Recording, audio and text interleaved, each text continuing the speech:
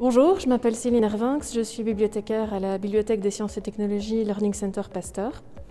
Dans le cadre de l'année culturelle Le pouvoir du récit, l'imaginaire comme réponse, la bibliothèque a voulu organiser une exposition qui parlerait de science-fiction et de ce qu'elle peut apporter dans le domaine de la recherche, entre autres, et même pour la société en général.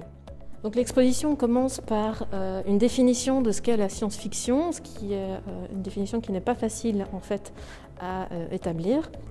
Ensuite, l'exposition aborde différentes thématiques qui sont assez d'actualité, en mettant en parallèle des œuvres, ça peut être des romans, des bandes dessinées ou même des films, et les avancées technologiques qu'ils ont pu prédire. Deuxième partie, l'exposition s'intéresse plutôt au rôle de la science-fiction. Comme par exemple ici, on voit qu'elle a souvent été le reflet de son époque, de ses craintes et de ses aspirations.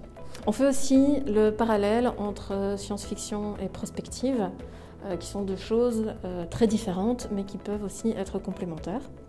On se rend compte aussi que la science-fiction est utilisée parfois par des entreprises ou des organisations, simplement pour booster la créativité de ses employés ou pour imaginer des scénarios possibles et comment y répondre.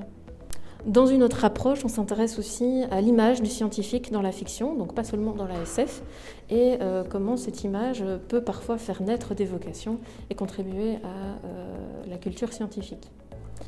Alors, il y a aussi des œuvres où on ne trouve pas de la science pure. Ce sont des œuvres comme par exemple les œuvres de fantaisie ou même des œuvres fantastiques, mais qui permettent de faire de la science simplement en s'interrogeant sur la possibilité de certaines choses.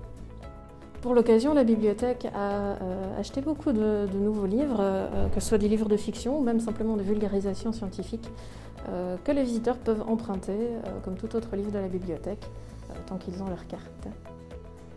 L'exposition est visible à la Bibliothèque des sciences et technologies depuis le 15 mars et jusqu'à fin juin 2021.